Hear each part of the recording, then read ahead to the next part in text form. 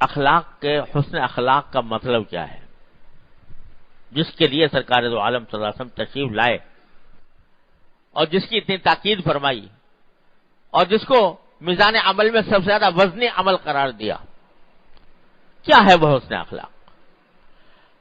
ایک حسن اخلاق وہ ہے جو آج کل کی دنیا میں عام طور سے جس کو حسن اخلاق کہا جاتا ہے، کیا کہ بھائی کسی سے ملاقات ہوئی تو مسکرا کر مل لیے، اچھی اچھی میٹھی میٹھی باتیں کر لیں، وغیرہ وغیرہ. اس کو لوگ سمجھتے ہیں کہ یہ حسن اخلاق ہے. لیکن خوب سمجھ لیجئے کہ حسن اخلاق یہ عمل کہ کسی سے مسکرا کر مل لینا، میٹھی میٹھی باتیں کر لینا، یہ بعض اوقات حسن اخلاق کا نتیجہ تو ہوتا ہے، لیکن یہ بذات خود حسن اخلاق نہیں ہے. آپ مسکرا کر مل رہے ہیں کسی سے اور دل میں بغض بھرا ہوا ہے، اس کے خلاف حسد بھرا ہوا ہے، تو یہ بظاہر تو آپ نے مسکرا دیے اور اس کے بعد میٹھی میٹھی باتیں کر لی، اس کی تعریف بھی کر دی، اس کا دل بھی خوش کر دیا، لیکن اندر دل میں حسد بھرا ہوا ہے، بغض بھرا ہوا ہے، کینہ بھرا ہوا ہے. تو یہ تو ایک طرح کی منافقت ہے، یہ حسن اخلاق نہیں ہے. یہ جو چیز ہوتی ہے کہ کسی کے ساتھ کسی خاص طریقے سے مل لیے، مسکرا کر مل لیے، اچھی باتیں کر لیں، یہ سلوک ہے، حسن سلوک. لیکن حسن سلوک وہی کارآمد ہے اللہ تعالیٰ کے ہاں جو حسن اخلاق کے نتیجے میں ہو. اگر اخلاق خراب ہے تو اللہ کے ہاں وہ حسن سلوک معتبر نہیں.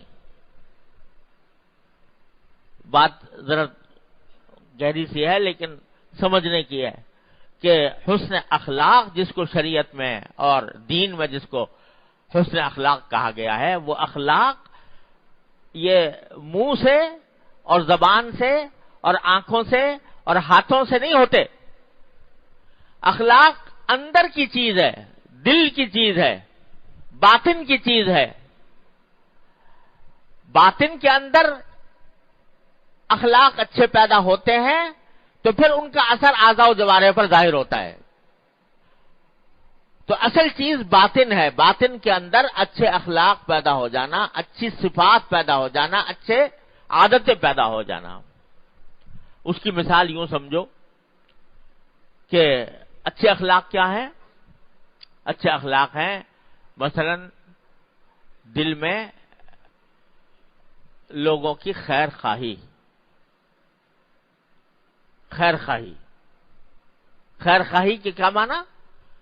اچھا چاہنا، بھلا چاہنا دوسروں کا.